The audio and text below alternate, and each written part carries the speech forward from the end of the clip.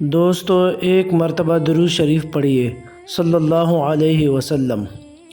گنبد خضرا تمام مسلمانوں کے لیے باعث عقیدت و احترام ہے۔ آج ہم آپ کو اس ویڈیو میں گنبد خضرا کے دلچسپ تعمیری ادوار کے بارے میں بتائیں گے۔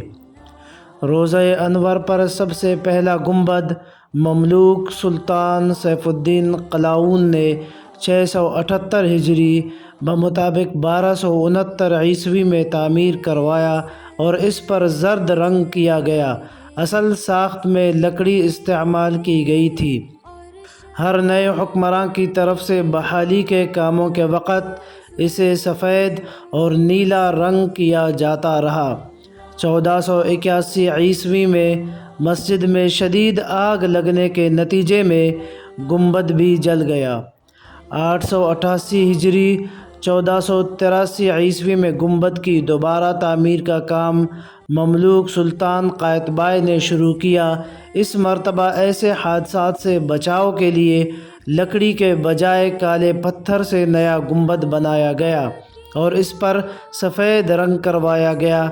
عشاق اس کو گنبد بیضا یعنی سفید گنبد کہنے لگے۔ 980 ہجری 1572 عیسوی میں سلطان سلیمان اعظم نے انتہائی حسین گنبد بنوایا۔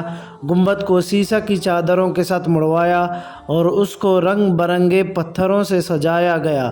اب اس کا ایک رنگ نہ رہا، غالباً مینہ کاری کے دلکش و جاذب نظر منظر کے باعث وہ رنگ برنگا گنبد کہلایا۔ 1233 ہجری 1818 عیسوی میں عثمانی سلطان محمد بن عبد الحمید ازسر نو اس کی تعمیر کی اور اس پر سبز رنگ کیا گیا جو القبۃ الخضرا یعنی سبز گنبد یا گنبد خضرا کے نام سے مشہور ہوا۔ اس کے بعد سے اب تک کسی نے اس میں رد و بدل نہیں کیا۔